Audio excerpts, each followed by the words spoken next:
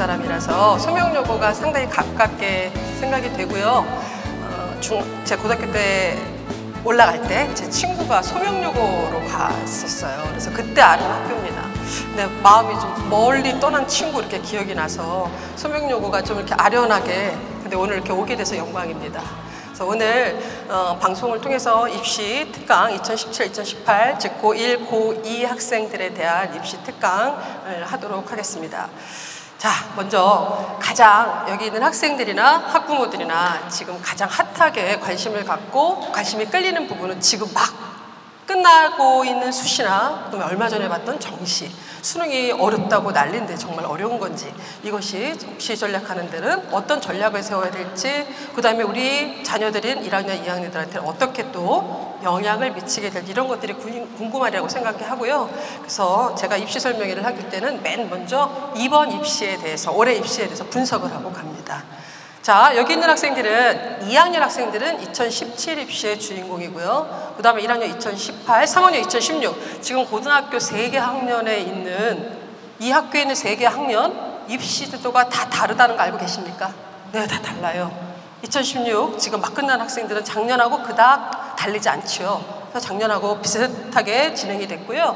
2017 지금 2학년에 와서 A, B라는 단어가 다 없어지죠. 수준별이 폐지가 됩니다. 그리고 원래의 이과 수학, 가와 문과 수학 나로 돌아가게 됩니다. 그 다음에 한국사가 필수가 되죠. 그리고 와서 1학년 2018에 와서 영어 절대평가가 뻥 터지고 말았습니다. 그 영어 절대평가라는 것이 상당히 많은 의미를 갖고 있는데, 사실은 먼저 다가와요. 우리가 치러야 될 거 2017이거든요. 그러면 우리는 올해 입시하고, 지금 2017을 주인공으로 본다면 올해 언니들이 치른 입시하고 1학년 학생들이 치른 입시의 가운데 껴가지고 과연 어떻게 흘러갈까, 저희도 조심스럽게 예측을 합니다. 그래서 이런 부분들을 아마 알고 적중해서 성공하려고 아마 이런 입시 설명회를 듣고 공부를 하고 그런다고 생각을 합니다. 자, 아까 서두에 말씀드렸던 거 다시 얘기한다면 3개 학년이 지금 입시제도가 조금 더 달라요. 사실 어떻게 보면 불행한 겁니다. 이게 말이나 됩니까? 그쵸. 우리가 학생이 들어왔을 때 기존에 있었던 방식대로 준비를 할 수 있어야 되는데 어떻게 변할지 모르는 시시각각으로 변하는 입시정책, 참 슬픈 일이기도 합니다. 이럴 때는 바로 정보가 자산이다 라는 생각이 듭니다. 그래서 절대적으로 오보나 그 다음에 루머에 휩싸이지 말고 정확한 정보를 득해서 거기에 맞춰 준비를 잘 해주셨으면 좋겠습니다. 당부의 말씀 먼저 드리고요. 자, 올해 입시에 대해서 먼저 말씀을 드립니다. 자, 올해 2016 고3 학생들 수시는 9월 9일부터 해서 15일까지 끝났습니다. 얼마 전에는 수능을 본 것 같아요. 근데 정시 얘기가 안 나오고 온통 다 지금도 붙었냐 떨어졌냐, 수시가 붙었냐, 지금 계속해서 수시의 시즌이 이어지고 있습니다. 그리고 그건 언제까지 갈 거냐면 수능 시험 보고 나면 20일 뒤에, 딱 20일 뒤에 수능 성적이 발표가 되죠. 그날이 12월 2일이거든요. 그때 되면 바로 상위권 대학들 특히 수능 최저를 맞췄는지를 알게 되죠. 그렇게 되면 그 학생들이 최저를 맞추면 괜찮은데 못 맞춘 학생들은 수시에 실패를 하고 정시의 경쟁률을 보태주는 그런 역할을 하게 됩니다. 즉 수능이 끝나서 지금 수능 시즌, 정시 시즌이었는데 아직도 수시의 시즌이 계속 가고 있다는 얘기죠. 그래서 합부를 지금 예측하는 그런 상담들이 많이 들어오고요. 얼마 전에는 면접을 하러 갈까요 말까요, 이런 상담이 제일 많았어요. 원서를 넣었는데, 그래서 올해 정시를 보고 난 뒤에 이것이 정시에 미치는 영향도 볼 겸해서 수능 성적에 대해서 분석을 한번 해보도록 하겠습니다. 아직 정확한 발표는 안 나왔고요. 지금 가채점이었죠. 자, 수능 다음에 고3이 아니어도 아마 지금 1학년, 2학년 학생들, 학부모님들도 관심이 좀 있었을 거예요. 난리가 났었죠. 아니 물수능이라고 하더니 이번에 너무 어려서 불수능이다. 그래서 물수능, 불수능 논란이 막 됐습니다. 과연 그랬느냐 하는 얘기입니다. 자, 이 물수능, 불수능 논란은 수시부터 이어집니다. 그 얘기를 잠깐 하고 넘어가도록 하겠습니다. 자, 9월 9일 날 수시가 접수가 됐는데요. 작년에 수능 원서를 64만 명이 썼어요. 64만 명이 쓰고 수능 장애 시험 보러 간 학생은 59만 4천 명입니다. 그럼 4만 6천 명 어디로 갔습니까? 수시에 붙어서 안 갔죠. 그래서 59만 4천 명 중에 응시생을 대략 60만이라고 볼 때 작년에 수시 원서 접수생이 52만 6천 명이었습니다. 저는 이 보도자료를 보고 깜짝 놀랐어요. 저는 특목고나 저기 강남에 있는 두터운 이 정시층이 있는 줄 알았거든요. 정시 매니아층. 그런데 60만 중에 대략 52만 6천 명이 수시를 썼다? 아, 이 정도 되면 수시는 이제 선택이 아니라 필수다라는 생각이 듭니다. 그리고 올해 학생들은 작년에 비해서 14,000명이 덜 태어났습니다. 덜 태어났으면 그만큼 줄어야 되죠. 근데 올해 수시의 원서 접수생은 52만 2천 명이었습니다. 4천 명이 줄었어요. 그럼 결과적으로 10,000명이 는 거죠. 자, 이렇게 해서 왜 수시는 자꾸 경쟁률이 이렇게 폭발하고 있는가? 라는 원인이요. 작년에 벌써 수시 경쟁률이 폭발했을 때 그 이유들이 인터넷에 도배가 됐습니다. 3가지 이유가 있었는데요. 그거의 가장 기본이 되는 한 가지 뭡니까? 수능이 너무 쉬워서였죠. 수능이 너무 쉬웠습니다. 작년에 실제로 작년 학생 같은 경우는 그 어렵다는 수학 B가 이과 수학 B가 1등 컷이 100점이었고 무려 4.3%가 나왔거든요. 이게 쭉 모평으로 이어졌습니다. 올해 학생들도 당연히 그렇게 나올 줄 아는데 수능 뚜껑 딱 열어보니까 쉬워야 되는 영어 절대평가 발표가 나 쉬워야 되는 영어가 가장 어려운 이상한 형태를 발생하면서 계속 물수능 불수능 논란이 이어지고 있는 거지요. 자, 상위권 학생들이 자꾸 줄어들고 있는 정시 좌석수, 그 다음 너무 쉬운 수능, 즉 D-Day 날 가서 여차 실수하면 어디로 갈지 모르는 이런 수능에서 정시만 믿고 기다릴 수는 없었다 하는 얘기입니다. 실제로 작년에 수학 B의 1등급 컷이 100점이라 그랬잖아요. 그럼 보통 100점이면 100분위, 석차 100분위 100에서 시작하는 거잖아요. 근데 4.3이니까 96을 넘으면서 100과 96의 중간인 98이었습니다. 100분위가. 그러니까 수학이 100점인데 100%가 아니라 98%였어요. 이런 수능을 봤다는 얘기죠. 근데 그거는 계속 갈 것이다 라고 평가원에서 발표를 계속 했지요. 그래서 올해도 역시 수능은 쉬울 것이다. 고로 D-Day 날 여차 실수를 하면 어디 갈지 모른다. 그러니까 정시만 갈 수는 믿고 갈 수는 없다. 수시에 역시 다 뛰어들어왔습니다. 자, 그럼 정말 물수능이었나 한번 볼까요? 올해 수능 컷입니다. 3학년 학생들 수능 컷인데요. 1등급 컷들이 나와 있습니다. 이렇게 나왔는데 가장 논란이 됐던 거 바로 영어지요. 그럼 영어가 왜 사람들은 쉬울 거라고 그렇게 마냥 생각했을까요? 지금 흘러가고 있는 입시의 흐름을 한번 얘기를 해보자 하는 얘기입니다. 자, 지금 2017 2학년은 아이러니하게도 1학년의 입시 제도인 2018의 입시의 영향을 받을 겁니다. 왜 그런지를 지금부터 설명을 드리지요. 자, 이 수능 문제를 출제하는 것을 교육과정 평가원이라 그러죠. 요즘 수능 끝나고 나서 평가원장이 TV에 많이 나왔어요. 그래서 수능 문제를 출제하는 평가원에서 수능처럼 2번의 모의고사를 봅니다. 그게 6월이고 9월이죠. 똑같이 나와요. 수능 성적처럼. 그래서 우리는 6월 모평, 9월 모평 이렇게 얘기를 합니다. 그러면 6월, 9월은 어마어마한 돈을 들여서 전체가 다 보는 거예요. 그래서 졸업생들도 들어와서 같이 보게 되죠. 그러면 그 시험이 아닌 3, 4, 5, 7, 8 이 시험은 각 지역 교육청에서 출제하는 전국연합이라고 하죠. 그래서 이렇게 모의고사를 보는데 그러다 보니까 수능을 출제하는 평가원에서 내준 시험 문제 6월 모평, 9월 모평 굉장히 의미 있는 시험입니다. 자, 이 교육과정 평가에서 그렇게 많은 돈을 들여서 6월 모평, 9월 모평을 왜 보는 걸까요? 6월 보고 9월 보고 수능으로 가면서 난이도를 조절하는 거지요. 그리고 평가원의 의지를 보여주는 겁니다. 우리는 올해 수능 이렇게 낼 거예요 라고 알려주는 겁니다. 역시 6월 모평 문제 쉬웠습니다. 제가 기억에 현저하게 나는 것은 9월 모평이었습니다. 1등급 컷이 국어 100, 수학 100, 영어 100이었죠. 그러니까 그 기조가 계속되고 있었다는 거예요. 쉬운 수능이 계속 가고 있었다는 얘기죠. 그러니까 수능이 당연히 그렇게 나올 줄 알았던 거죠. 그 와중에 영어는 특히 문제가 된 이유는 2018에서 영어 절대평가 뻥 떨어져 있거든요, 지금. 자, 이 절대평가라는 의미가 뭘까요? 우리는 지금 수능과 내신에서 9등급이라는 상대평가를 쓰고 있습니다. 자, 이 상대평가 얘기해 볼까요? 60만 중에 몇 점이어도 좋아. 60만 중에 4% 안에 들어. 1등급 줄게. 그 다음에 11% 안에 들어와. 그럼 2등급 줄게. 이게 바로 상대평가죠. 그리고 그 점수는 만점일 수도 있고 하나 틀리는 거 굉장히 높을 수도 있어요. 그렇죠? 이게 상대평가가 내신과 수능에서 쓰이고 있는데 절대평가는 60만 중에 몇 등이어도 좋아. 50점 중에 40점만 맞아. 1등급 줄게. 점수로 하는 거죠. 그게 바로 한국사죠. 50점 중에 40점 맞으면 1등급 줄게. 아직 영어는 절대평가를 몇 점에서 1등급 줄지 상세하게 나오지 않았습니다. 물론 한국사처럼 마냥 쉬울지는 잘 모르겠습니다. 문제는 무슨 얘기냐면 영어를 수능을 봤을 때 1학년 학생들 같은 경우는 1등급 2등급이라고만 표시되지 표준 점수 100분이 하나도 기록이 안 된다는 얘기입니다. 아마 지금 모의고사 보면서 경험을 하게 될 겁니다. 이 말의 의미가 뭘까요? 이 말의 의미는, 자, 정시에서 지금 3학년, 지금 2학년 학생들은 국, 영, 수, 탐구 두 과목 해갖고 400점 만점입니다. 그런데 지금 1학년은 영어가 빠진 국, 수, 탐 300점 만점입니다. 그 얘기는 우리는 자, 100분이 86이면 인하대 뭐 어디 가, 91이면 뭐 경희대 어디 가, 이렇게 얘기하는 100분이 우리가 그동안 원서 써왔던 합불 사례, 우린 그거를 정시 배치표라고 그러죠. 배치표.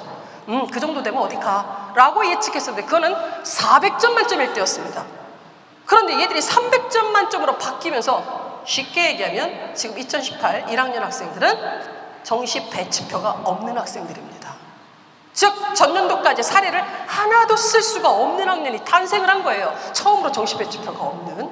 그럼 300점 만점인 학생들이 탄생을 한 겁니다. 아, 그럼 영어가 뭐 윤리나 서예처럼 작정하고 외우면 잘 맞을 수 있는 그 쉬운 과목이 아니었거든요. 영어는 상위권 학생들을 선별할 수 있는 굉장한 도구였거든요. 영향력이 컸단 말이죠. 고로 영향력이 없어서 400대 300 이렇게 단순 비례로 할 수 있느냐? 그렇지 않습니다. 영어에 의한 변수는 상당히 커지죠. 즉 정시 배치표는 없이 사실은 새로운 방법으로 정시를 배치해야 되는. 그래서 우리 입시하는 사람들끼리는 2018 입시 오기 전까지만 입시하자 이런 말을 해요. 겁이 나요. 겁이 나. 어떻게 정시 배치? 이건 복불복인 것 같아요. 눈만 뜨면 쏟아지는 대입 정책들. 그러면 2016 고3 학생들 2015랑 똑같았어요. 딱 하나가 농어촌 지원 자격이 강화됐어요. 3년이었다가 올해 6년으로.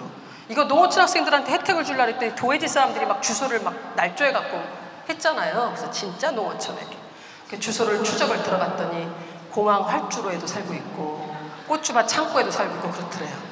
그래서 6년으로 강화해서 진짜 농어촌에게 혜택을 주자. 그런 게 취지입니다. 자, 지나갔어요. 그런데요, 고3부터면 밑으로 고2, 고1 영향 쭉 받는 거죠. 지금 2학년은 어떻게 됩니까? 자, 드디어 A, B라는 단어가 다 없어집니다. 그렇죠? 그 다음에 이과, 수학, 문과사 돌아가고요. 한국사가 필수인데 어머니들 이거 문과만 필수 아닙니다. 이과, 문과 모두 필수입니다. 필수. 응시 여부를 가지고 제한할 수도 있겠죠? 지금 1학년에서 이거 영어가 절대평가가 등급제로 됐고요. 그 다음에 이거는 앞으로 지켜볼 일이죠. 여기까지가 지금 발표가 나 있는 입시 정책들이에요.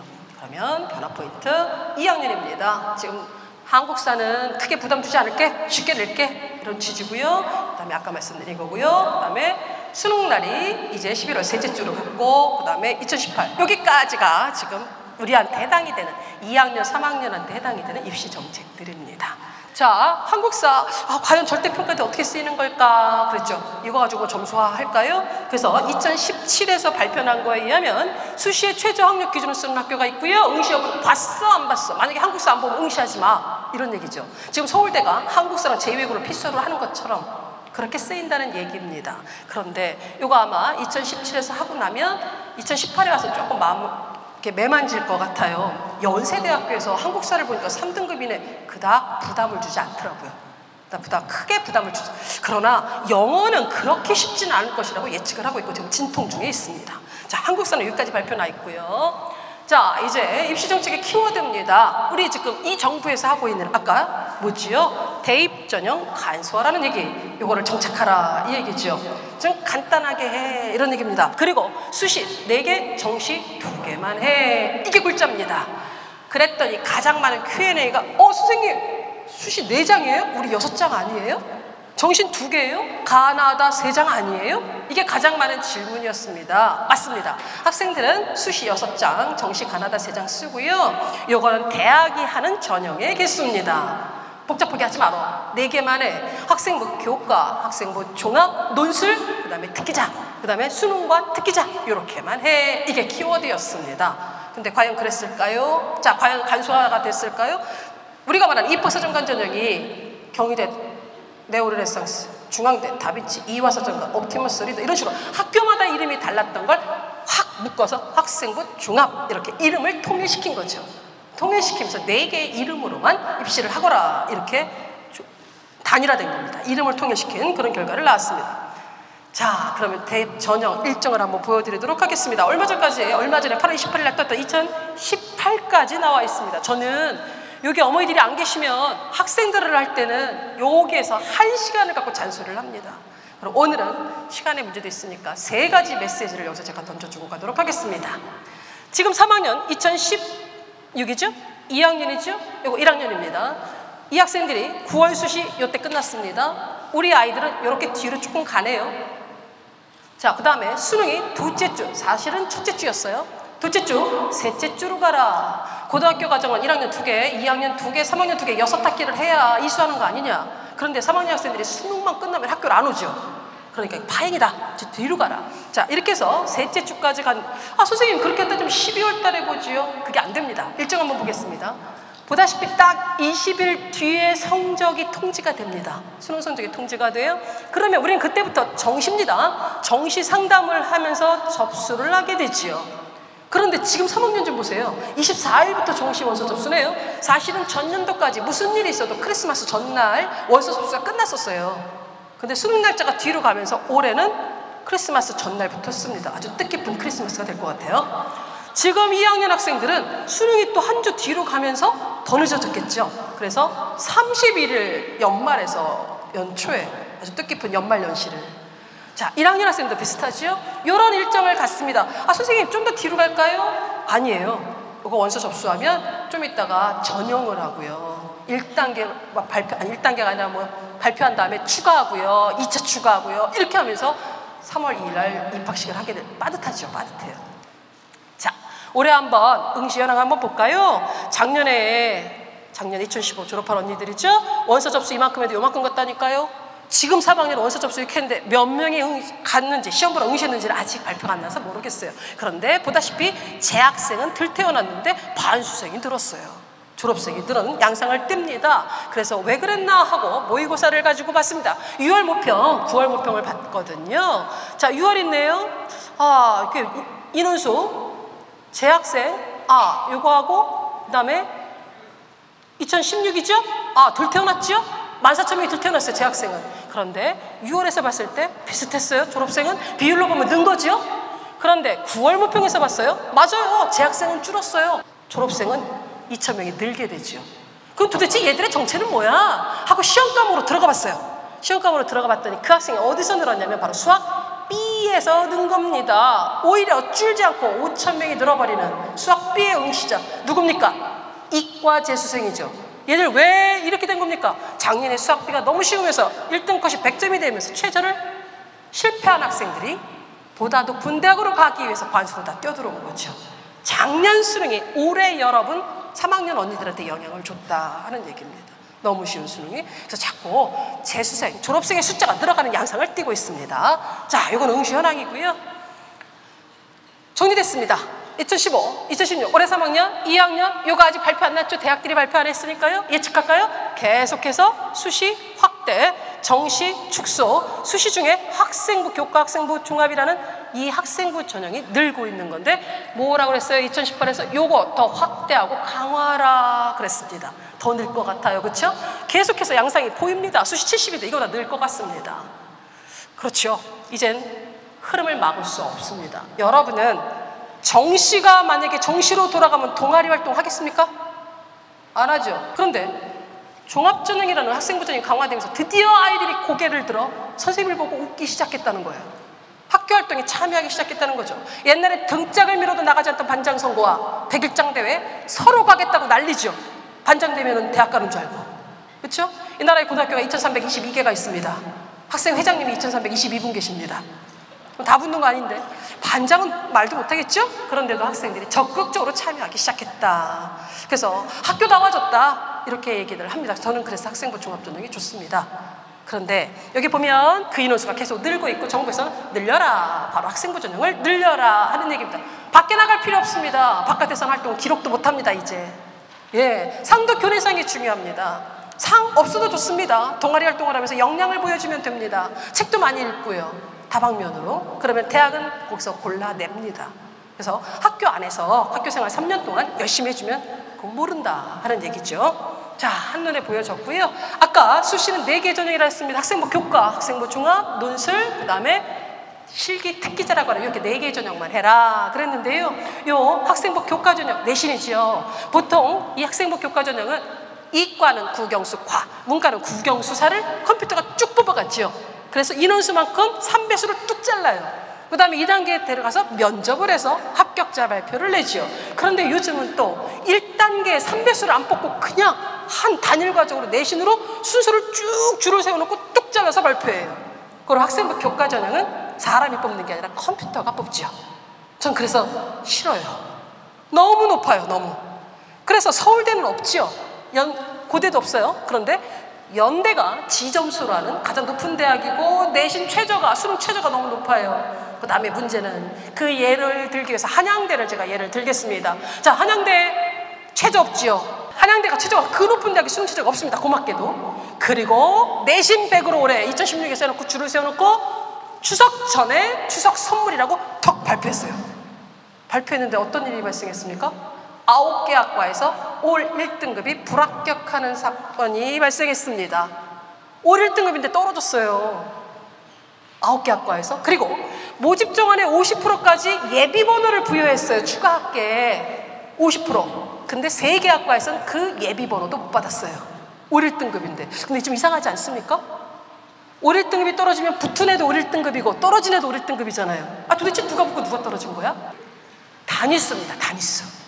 수학 단위수 높은 자, 뭐 국어 단위수 높은 자. 그런데 그 교과 단위수는 누가 정했나요? 애가 정했어요?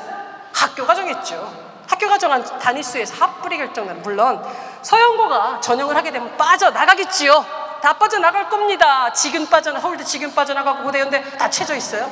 누가 안 빠져나가고 한양대 그냥 있겠습니까? 최저를 못 맞추는 1등급들은 여기 있어도 괜찮겠죠. 그렇죠? 그래서 어떻게 보면 1등급들 보험이에요. 자, 최고 높은 얼마나 최저가 내신 컷이 높은지 그거 보여드리려고 말씀을 드렸어요. 너무 높아요. 너무 높아. 아, 선생님 중대는요? 아, 중대 좀 낮지 않을까요? 아니요. 1.4가 4가 떨어지더라고요. 1.4는 전교에 하나, 둘 뭐 이 정도 되지 않나요? 왜 그럴까요? 내신만 좋은 아이들은 학생부 교과를 할 수밖에 없지요. 그러니까 그 아이들이 똑같이 한양대도 쓰고 중대도 쓰고 똑같이 쓰는 거지요. 학생부 교과 전형은 정말 전교에 몇 명 안 되는 애들을 위한 전형이 아닌가라는 생각이 들어요.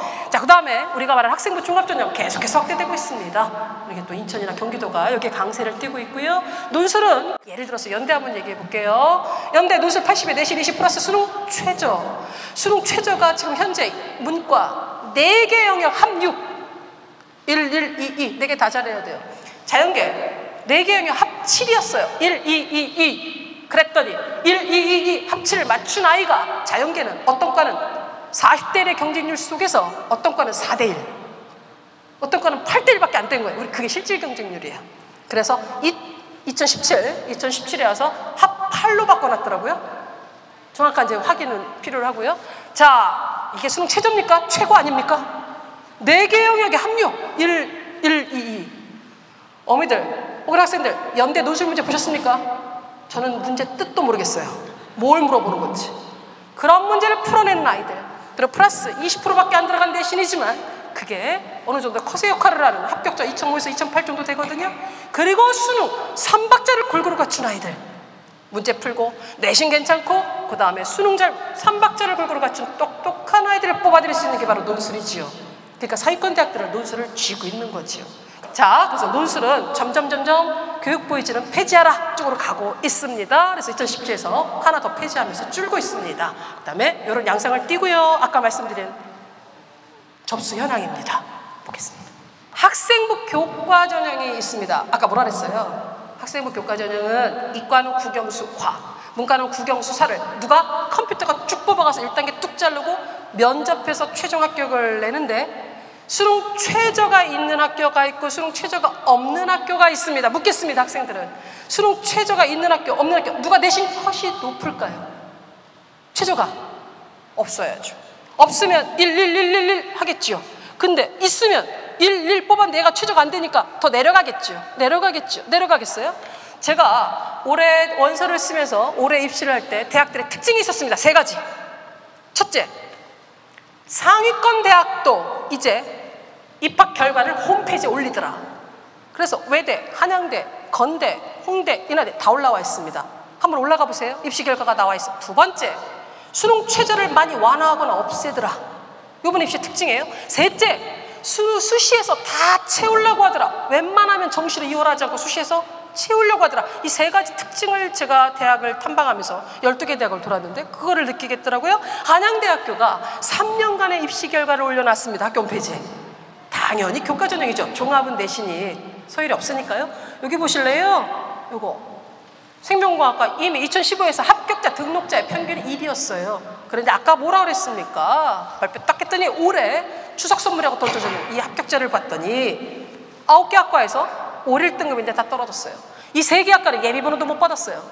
이런 내신을 너무 높더라. 그런데 얘네들의 특징은 뭐냐면 올해 1단계가 없었다. 학생부 100만 쭉 만들어 놓고 그냥 면접도 없이 쫙 발표해서 했습니다. 그럼 그 다음에 어떻게 하겠습니까? 추가, 그 다음 추가가 일어나겠죠. 그래서 제가 가서 물어봤습니다. 추가를 얼마까지 할 겁니까? 그랬더니 공식 4차까지 하고 5, 6, 7 전화해서 비공식적으로 불러드리겠다.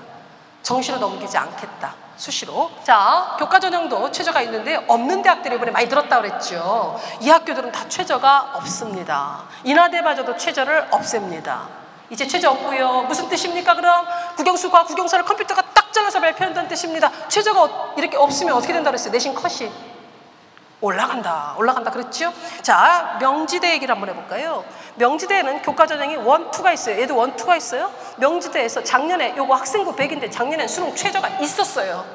얘는 교과 플러스 면접인데 이 면접은 인성면접이 아니에요. 제주도 해녀가 해먹을 메고 가는 사고력을 묻는 문제예요. 홈페이지에 나와 있어서 연습하면 돼요. 여긴 최저가 없었어요. 올해는 최저가 작년에 있었던 얘를 최저를 없애요. 다시 작년이랑 비교해볼까요? 얘는 최저가 있었어요. 경쟁률 어땠을까요? 썩 좋지 않았겠죠? 그 다음에 합격자 내신 컷은 어땠을까요? 최저가 있었으니까 많이 내려갔겠죠. 그러니까 속을 끌었어요. 대신에 최저가 없는 애들은 여기에 몰렸어요. 근데 올해 얘도 최저를 없앴어요. 둘 다 없어요. 그럼 내신 좋은 아이는 어디로 갈까요? 면접이 부담스럽지 않습니까? 아마 여기로 가지 않겠습니까? 역시 여기 경쟁률이 올라가고 여기는 비는 그래서 선생님 어떻게 했을까요? 그날 전화했습니다. 축하합니다. 경쟁률이 올라갔습니다. 그리고 우리 애들은 여기를 썼습니다. 원서를. 자, 이렇게 최저가 있고 없고에 따라서 양상이 많이 달라지게 됩니다. 선생님 무슨 얘기하는 거죠? 수능 최저 피해가지 말자. 면접 피해가지 말자. 준비하면 훨씬 쉽게 갈 수 있다라는 말씀을 드리고 가는 겁니다. 소명여자고등학교의 내신 홈페이지에 들어가 봤어요. 그랬더니 이렇게 여러분 여기 혹시 1학년 학생들이 있다면 1학년 학생 여기 있으면 4%니까 14등까지 1등급이더라고요. 자, 15등 학생 2학년 1학기에서 국어가 15등이에요. 포기해요? 한 문제만 더 맞추면 1등급으로 올라갈 수 있지요? 그럼 13등인 학생은 안정한 겁니까 이거?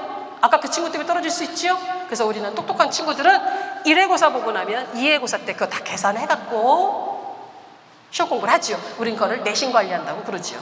문제는 이과 문과로 가니까 인원수가 이렇게 팍 대폭 줄지요. 그래서 여고 애들이 이과로 갈 때 내신 분량을 할 수 없이 담보하고 가는 거예요. 담보하고. 그럼에도 불구하고 이과 학생들이 또 문과보다는 대학 갈 때 훨씬 좀 유리하게 가는 경향이 있습니다. 내신도 많이 낮고요. 원서 쓸 때 보면 문과 선생님들이 이과 선생님들한테 부럽다고도 얘기하더라고요. 그런 경향이 좀 있습니다. 소명영어과를 보니까 인원수가 그렇게 많지는 않은 내신 부분에서. 그 다음 적성이 남아있습니다. 적성. 예전에는 뭐 굉장히 많은 대학이 있었는데요. 이번 11개 대학만 지금 현재 2017에서 발표한 거 남아있습니다. 우리 인천이 적성을 무시 못하는 게 바로 이 가천대 때문이죠. 1000명이 넘게 여기서 뽑고 있는데 여기에 메디칼이 있어요. 메디칼 인천에. 가천 간호 이쪽 어마어마하게 높거든요. 그런데 적성이라는 것을 2학년 학생들 2018은 어떻게 될지 모르니까 이 적성이 살아있음을 기억하세요. 내년에 혹시 뜻대로 잘 안 되거든. 다른 전형들은 뜻대로 안 되거든. 적성도 살아있으면 이거 어떤 학생이 있습니까? 4, 5, 6 내신이 그래서 지방 가야 될 학생들이 서울 경기로 올라오기 위해서 치르는 시험 어떻게 보면 더 애절한 전형입니다.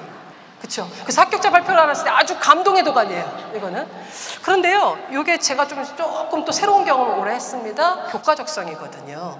근데 이걸 해야 되느냐? 그런데 요즘은 교과 적성을 오면서 수능 공부 열심히 할 게 준비가 아니냐라는 이유도 있어서 국영수를 보지요부터 국어, 영어, 수학을 보는데요. 이상하게 학과 성적은 안 좋은데 적성은 잘 나오는 친구들이 학교에 있어요. 적성의 신, 우리는 적신들이라고 부릅니다.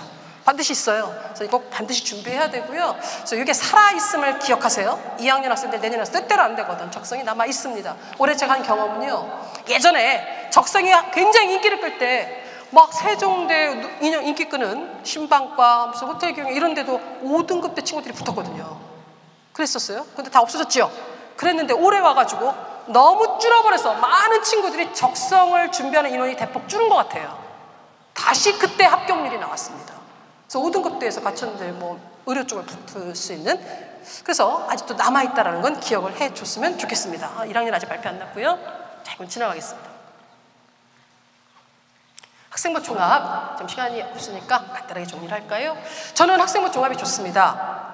정시는 누가 뽑아요? 컴퓨터가 뽑아요. 학생부 교과 누가 뽑아요? 컴퓨터가 뽑아요. 학생부 종합 사람이 뽑죠. 저는 그래서 여지가 있어서 좋습니다. 쉽게 얘기하면 1.5등급이 가는 학교를 내 제자를 1.5가 가는 학교를 2.5인 내 제자를 보낼 수 있어서 좋습니다. 서류가 좋고 활동이 좋으면 갈 수 있다는 얘기죠. 자, 학생부 종합전형 공교육의 정상화라는 목표 아래 종합적서 정상평가를 하고 있는데요. 자, 잠재력의 키워드입니다. 잠재력이란 말 자체가 어폐가 있지요. 잠재돼 있잖아요. 그럼 잠재되는 걸 평가하려면 드러내서 서류로 드러내야죠. 서류로. 그렇죠? 그래서 그때 중요한 3개의 서류, 제1서류 학생부, 제2서류 자소서, 3서류 추천서, 이 3개의 서류를 보통 평가를 하게 됩니다. 그런데요, 교사들이 업무 과다를 부르짖으면서 요즘 추천서가 많이 없어졌습니다. 자, 추천서가 없어져서 뭐가 추천서를 대신할까요? 생활기록부. 생활기록부 어디? 종합의견이겠죠.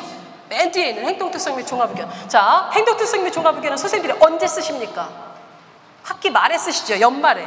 그럼 3학년들이 9월 수시할 때 9월 달에 3학년 담임 선생님들은 그것을 썼을 시기일까요? 시기가 아직 안 됐을 때죠. 고로 3학년 담임들이 쓰신 종합의견은 전형평가의 전형 요소가 아닙니다. 즉 뜨지 않아요. 아까 뭐라 그랬어요? 추천서를 대신하는 게 생활기록부의 종합의견이다. 그럼 누가 쓴 거? 1학년, 2학년 담임 선생님들이 쓰신 행동특성 종합의견이 추천서를 대신합니다. 그런데 살짝 조금 다른 게 삐걱한 게 1, 2학년 선생님들은 사실은 입시에서 한치 건너 있는 듯하지요. 그러니까 입시의 시각으로 쓴 게 아니라 본대로 썼다. 본대로. 그렇죠? 그래서 대학도 그걸 알고 있습니다. 그래서 본대로 쓴 걸 보겠다. 입시용이 아니라. 결론은 뭘까요? 여러분, 학교생활 잘해야 됩니다. 학교생활 잘해야 돼요. 내가 단언하건대 학생부 종합 생활기록부가 목숨줄입니다. 목숨줄이에요. 어떤 서울에 있는 모 자사고에서 그 선생님이 말씀하시기를 우리는 학생부를 죽어라 쓴다라고 얘기하대요. 죽어라 쓴다. 전교생이 단 한 명도 같지 않다. 그래서 뭐 서울대를 몇십 명 붙인다 이렇게 얘기를 하더라고요. 요즘 학생부 종합전형 때문에 이 학생부 굉장히 중요한 서류라는 거 인식이 많이 됐고요. 우리 교사들도 굉장히 노력을 하고 있습니다. 그 다음에 이건 평생 보관이지요. 그래서 도 닦는 마음으로 쓰고 있습니다. 이거는. 그렇지만 추천서는 일회용이고 폐기입니다. 원서에 쓰고 대입원서에서. 그래서 이 추천서는 교사들이 여러분 손을 거치지 않고 직접 대학에 입력합니다. 그럼 여러분들은 볼 수가 없어요. 예전에는 원정주의로 무조건 이 학생이 최고라고 썼는데 요즘은 그렇지 않습니다. 대학들이 얘기하기를 저는 이 학생을 추천하지 않습니다. 학부모와 아이가 와서 하도 졸라대서 할 수 없이 씁니다. 이런 추천서도 많답니다. 자, 그래서 추천서 요즘은 원정주의를 안 써요. 또 그렇게 사실대로 써준 추천서 신뢰하겠다. 그러면 결국은 생활기록부가 제일 중요한데요. 한양대학교는 자기소개서도 안 받고 면접도 안 보고 이거 하나로 하죠. 그런데요, 저도 컨설팅을 가는데 솔직히 생활기록부 하나만 보고 컨설팅이 되더라고요. 생활기록부는 정말 많은 걸 요즘 담고 있습니다. 그래서 연말에 생활기록부 검토하는 작업이 있거든요. 빠진 거 첫째, 누락금지. 원칙. 둘째, 중복금지. 창치활동이 이만큼 써있는 것도 생활기록부에 또 종합의견이 이만큼 써져 있나 지금 보고. 빠진 거 있나 반드시 보셔야 됩니다. 3학년 때 원 썼을 때 3학년 때 아이가 원 썼을 때 자기가 생각해보지도 않은 과를 쓰게 되죠. 야, 너 그거랑 관련한 거 활동 있어? 선생님 저 1학년 때 했는데요. 생활기록부에 없어. 왜 없어? 저는 이 과를 갈 줄 몰랐어요. 그 선생님한테 말씀드렸더니 선생님이 야야 그거 필요 없어 쓰지 마 이러셨다는 거예요. 자, 나중에 어떻게 쓸지 모릅니다. 한 줄만 있으면 됩니다. 한 줄만 있으면 그게 근거가 됩니다. 그래서 생활기록부에 누락금지 원칙, 그 다음에 두 번째 중복금지. 그래서 그 생활기록 검토하실 때 아주 확실하게 야 이게 내 목숨줄이야 이렇게 생각하고 검토 잘 하시기 바랍니다. 그런데요, 이게 교권이거든요. 교권이야. 그래서 이게 마음에 안 들어요. 우리가 건들 수가 없지요. 그러면 여기서 부족한 부분, 그 다음에 변명하고 싶은 부분, 보충하고 싶은 부분을 전략적으로 자소서 4,500자에서 녹여내야 되겠죠. 그래서 성균관대는 면접은 안 하지만 학생부랑 자기소개서까지 받고 있지요. 그래서 요즘은 자소서를 쓰는 특강도 굉장히 많이 있습니다. 자, 그러면 학생부 종합전형의 장점, 제가 아까 좋다고 그랬죠. 학생부 교과전형보다 아까 뭐라 했어요? 1.5가 가는 대학을 2.5인데 제자를 보낼 수 있어서 좋다. 둘째, 인천, 경기 취약점이 최저가 없어서 좋다. 그렇죠? 서울대는 지역균형만 있지요. 연대 다 있어요. 고대 다 있어요. 서강대는 일반형이라는 데 있어요. 이대는 미래인재에 있어요. 최저가. 그 다음에 나머지는 없어요. 그래서 여러 부분이 좋다 하는 얘기입니다. 여지가 있어서 좋다. 우리 학교 학생 한 명이 2.6등급이 서울에 있는 한양대에 붙었습니다. 자, 2.6등급이면 분교인 에리카도 보장 못 받는 점수인데 붙었어요. 그럼 보통 한양대가 아까 교과로 5일이 돼도 붙을까 말까 안 되잖아요. 그렇죠? 그러면 그 선생님은 아마 뭐라고 할까요? 내가 2.6등급인 내 제자를 말이야 아마 평생 얘기하고 자랑할 거예요. 떨어뜨린 건 절대 얘기 안 해요. 그렇죠? 그러니까 그 선생님께서 그게 보람인 거죠. 보람이에요. 저도 그래서 학생부 종합전형이 좋습니다. 이렇게 여지가 있어서 좋다. 이렇게 무슨 얘기입니까? 좋다는 뜻이 좋다는 걸 끝나는 게 아니라 우리가 서류를 조금만 더, 서류란 소설은 아닙니다. 활동입니다. 좀 더 보완하고 생활기록부에서 또 보완해 주시고 이렇게 하면 또 새로운 행운이 있을 수도 있다 이런 얘기죠. 자, 전형 한번 볼까요? 2016 올해 3학년 학생입니다. 우리 꿈이 뭐예요? 인서울이죠? 인서울? 그러면 거기 가고 싶으면 거기서 가장 많이 뽑는 전형을 봐야죠. 당연히. 와, 22,000명.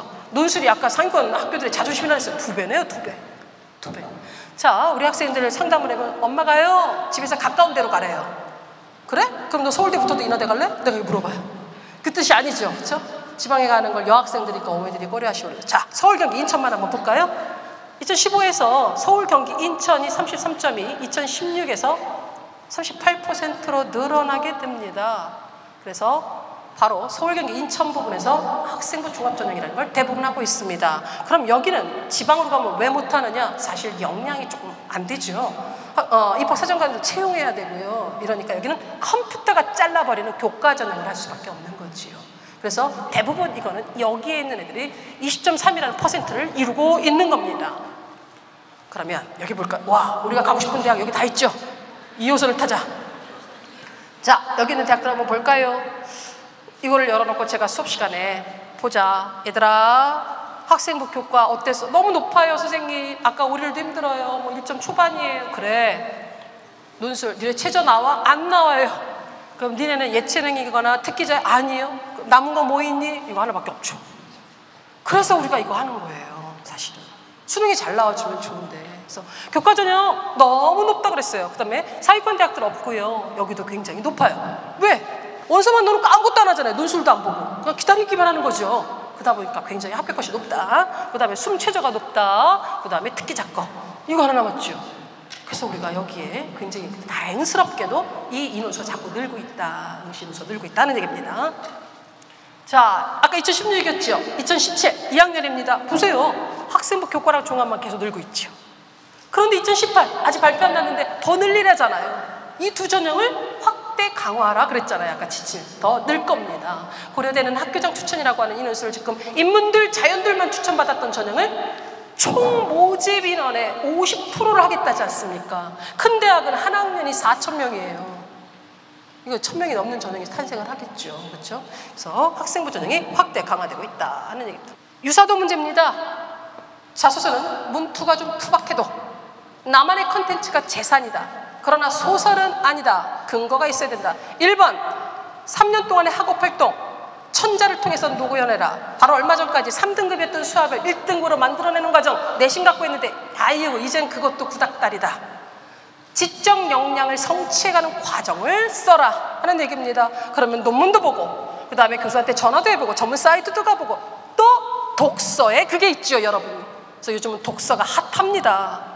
여러분 생활기록부의 독서는 학기별로 되어 있고 교과별 500자 제한이지요. 그러니까 사실상 무제한입니다. 교과별로 다 쓰게 되면. 학생부 종합전형을 준비한다면 독서 정도는 나중에 1번 학업에 써먹을 수 있습니다.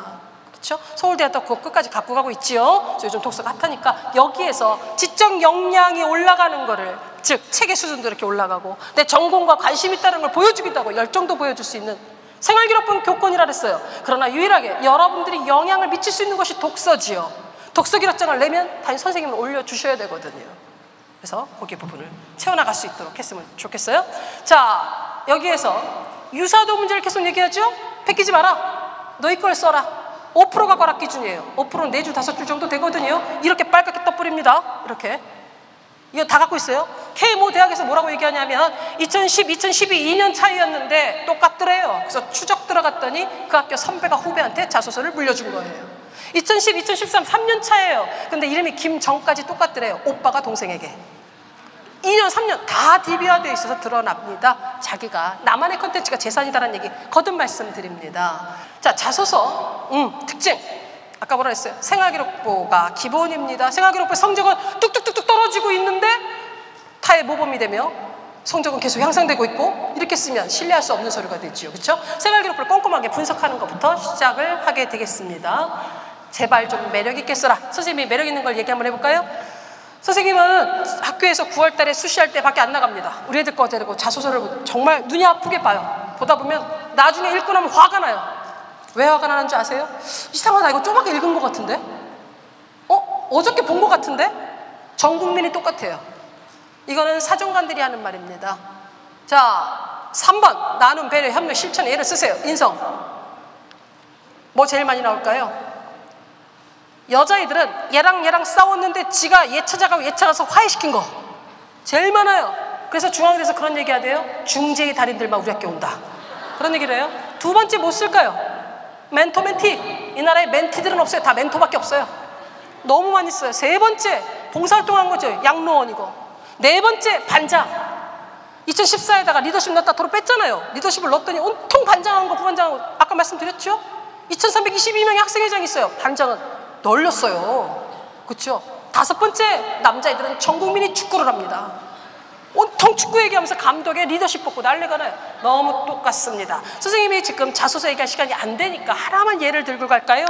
나눔 배려. 우리가 이렇게 기숙사라 그랬어요. 어떤 학생이 썼는데요. 6명이 한 시를 쓰는데 아이가 쓰기를 내가 읽어보니까 그 친구가 나를 자꾸 껴안더라. 처음 본 친구인데 너무 싫더라. 이런 말을 하더라고요. 그래서 왜 그런가 했더니 나중에 그 친구가 울면서 고백하기를 나는 왕따의 경험이 있다. 그 집에 가서 엄마 품에서 자야 되는데 기숙사에서 엄마를 못 만나는 거죠. 그래서 이 친구가 너무 불쌍해서 자기가 먼저 안아줬대요. 그랬더니 그 친구는 지금 내 품이 필요 없을 정도로 학교 생활을 너무 즐겁게 잘하고 있다. 섭섭하다 이렇게 썼어요. 근데 제가 소름이 쫙 끼쳤어요. 네가 그 친구 살렸구나. 잘 썼어. 잘 썼죠. 반장이라고 썼습니까? 기억에 지금 몇 년이 됐는데 남잖아요. 이렇게 기억에 남는 글을 써주자. 매력 있는 글을 써주자 하는 얘기입니다. 그래서 3학년 때 쓸 자소서를 1학년 때부터 교육시키는 거예요. 왜? 머릿속에 나눔, 배려, 협력, 실천 이걸 기억하고 하나만 건지세요. 매력적인 거 하나만 기억하고 있으세요. 그렇게 이제 방송은 끝난 것 같고 제가 인사는 마지막에 할게요. 선생님이 이 얘기는 진로교사로서 어떻게 진학 얘기를 했으니까 어머님이나 아이들한테 얘기를 합니다. 이거 무슨 대학입니까? 샤대학이잖아요. 근데 저도 여기를 석사도 했는데도 여기 가면 가슴이 떨려요. 또 가고 싶어요. 갈 수만 있다면. 가문의 영광이죠. 그렇죠?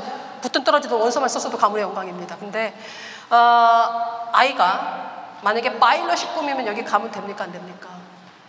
여기는 한국문학과가 없습니다. 파일럿이 꿈인 학생은 여기를 쳐다보면 안 되죠. 그러면 어떤 학생이 조리사, 셰프가 꿈이에요. 요즘 셰프가 떠오르잖아요. 요생남이라 그러나 그렇죠, 그렇죠? 가면 됩니까? 안 됩니까? 안 됩니다. 여기에 그 과가 없습니다. 그런데 온리 서울대 하면 되겠습니까? 그렇죠? 그래서 먼저 뭘 하고 싶은지 직업을 결정하고 그래야 학과와 대학이 목표가 생기고 대학 하지 말고 그래야 꾸준히 열심히 공부해서 행복하지 않겠느냐라는 얘기입니다. 진로교사답지요, 저. 네, 여기는 반드시 하고 싶었고요. EBS에서 나왔던 이 그래프 하나 보여드릴게요. 이게 서울대 애들의 평소의 공부 시간. 이거 우리들. 자, 우리 여기 있다가 지금 올라가고 있는 중이죠. 좀 있으면 기말고사잖아요, 그렇죠? 우리 이때는 그래도 비슷한데 이거 언제예요? 시험 때 나도 밤샜는데 걔들처럼 가지 못했네. 그쵸? 나도 밤샜는데, 그치? 근데 문제는요, 우리가 여기까지 끌어올릴 때 얼마나 힘들까요? 자세가 얼마나 힘들까요? 근데 우리가 지금 여기서 이렇게 가고 있죠? 우리 아들 보니까 요 기간이 한 달은 되던데요? 한 달은? 자, 이렇습니다. 아, 얘들이 그냥 서울대 간 건 아니에요. 평상시도 이렇게 하는데 제가 묻습니다. 애들한테, 얘들아, 아이러니하구나. 우리도 서울대 가고 싶은데 공부 패턴은 이거 해야 돼. 안 맞네. 둘 중에 하나 바꿔야겠네. 그랬더니 애들이 공부 패턴은 못 바꾸겠대요. 그런데 서울대도 가겠답니다. 아이러니하죠, 그렇죠? 그래서 그냥 가는 건 아니다. 학습 자세가 몸에 배 있어야 되는데, 그런 얘기죠. 자, 그래서 진로교사에서 한번 자주를 하고 가고요. 어머니들도 아이들을 대학 레벨만 보지 마시고 이 아이가 뭘 좋아하는지, 그 다음에 대학 입시가 끝났을 때, 성공했을 때 가장 행복한 것도 우리 아이들이고 가장 힘들고 슬픈 것도 아이들입니다. 근데 어머니들이 힌트를 들으시고 전화선을 끊고 들어 누워 계시면 이 아이들이 갈 데가 없습니다. 그래서 끝까지 성공하든 실패하든 마음의 지지자로서 응원군으로서 옆에 계셔 주셨으면 좋겠습니다. 자, 이 교육과정 평가는 아까 수능에 대한 거는 모든 정보는 여기 들어가서 보시면 됩니다. 올해 수능이 쉬워요? 어려워요? 1등급 컷은 얼마예요? 1등급은 몇 명 나왔어요? 수능에 관한 것들을 보여주는 곳이 바로 여기 수능. 그 다음에 자료마다 Q&A 이렇게 들어가죠. 그 다음 요거 저 있죠, 저. 자, 지금은요, 나라에서 여러분들이 딴 데 가지 막 방황하지 말고 상담할 수 있는 코너를 많이 만들어 놨어요. 여기 바로 EBS 온라인 상담입니다. 보다시피 제가 상담해서 답을 해주면 이렇게 평가도 받아요. 안 좋은 평가도 있었는데 요거 갖고 왔어요, 제가. 그래서 여기에서 마음껏 들어오셔서 상담하셔도 되고요. 그 다음에 대기업에서 아까도 말했던 콜 상담 110-165로 갖고 온라인 상담이 역시 있어요. 제가 타기간도 말씀을 드리는 것은 이렇게 많은 곳이 있으니 방황하지 말고 어머니들이나 학생들이나 마음껏 들어가서 상담을 해볼 수 있는 기회를 갖도록 해라라는 뜻의 말씀을 드립니다. 소명요구를 또 언제 만날지 모르잖아요. 사실 2시간, 3시간 하고 싶어요. 사실은 사례를 드려야 돼요. 사례를 드리는 게 훨씬 피부에 와닿는데 그것이 좀 전달이 안 돼서 좀 아쉽고요. 그럼에도 불구하고 굉장히 집중도 있게 너무 잘 들어주셔서 제가 너무 행복합니다. 평생 영광으로 알겠습니다. 고맙습니다.